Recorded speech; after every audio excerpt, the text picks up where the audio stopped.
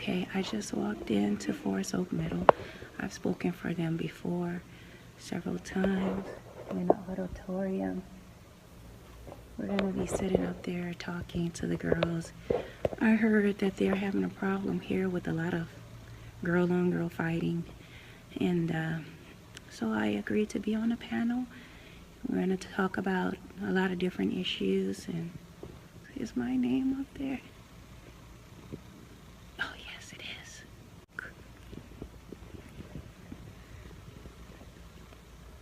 Can you see my name? And I don't have anybody to record me, so see how I'm going to get it recorded today. I remember being in here. I remember talking about, I think I was talking about purpose or something like that. Anyway, yay!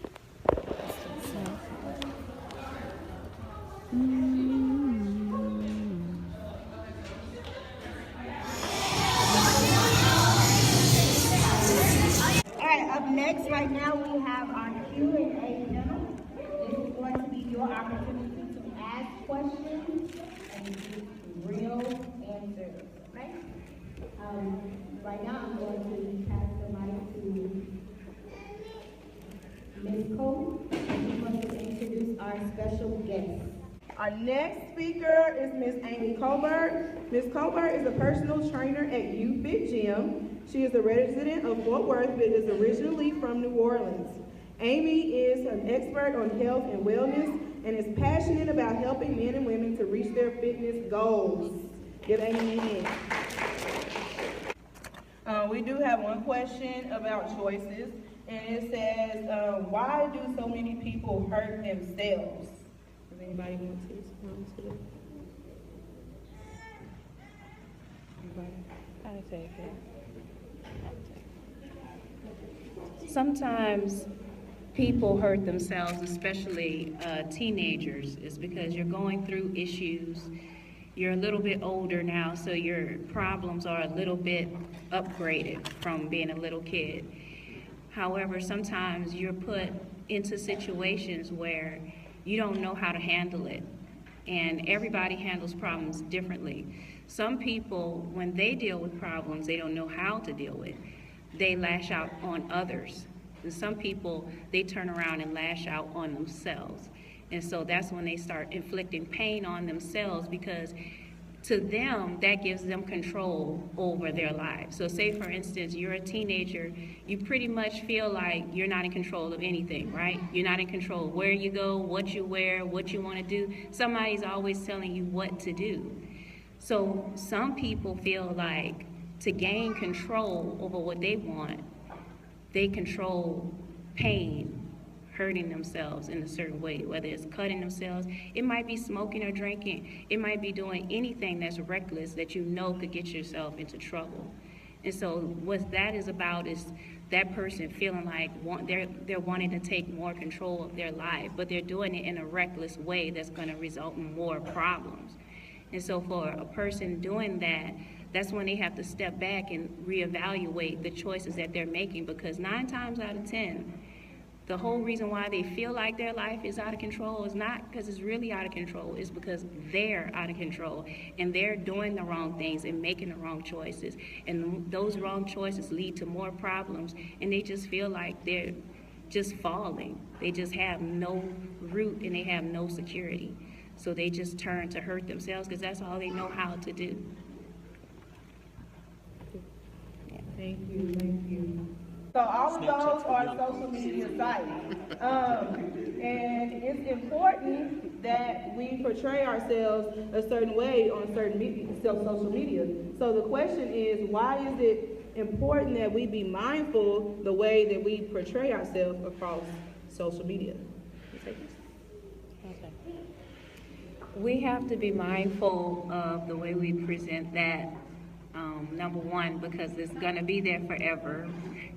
You never know when you put your image out there, anything could be done to it, and anybody can have it. But always remember, whether it's on social media or if it's in person, people see who you are before you get a chance to say who you are. People see who you are before you get a chance to say who you are. And we were just talking about stereotypes. So think about it this way.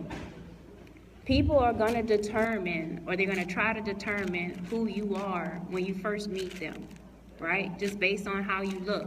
So with that in mind, whatever it is you want your appearance to say about you, that's what you present. You're not in charge of what people think about you, but you are in charge of what you present to them. So when you look at yourself in the mirror and you go to dress yourself from now until whenever, look at yourself and say, what is my look saying about me? Is it saying that I'm smart?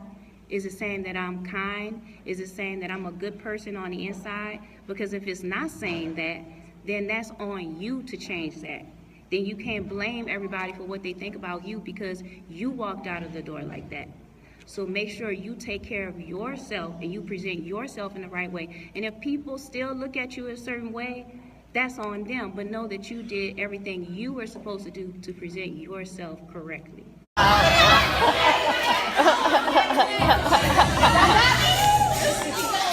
Here we go. Y'all got it?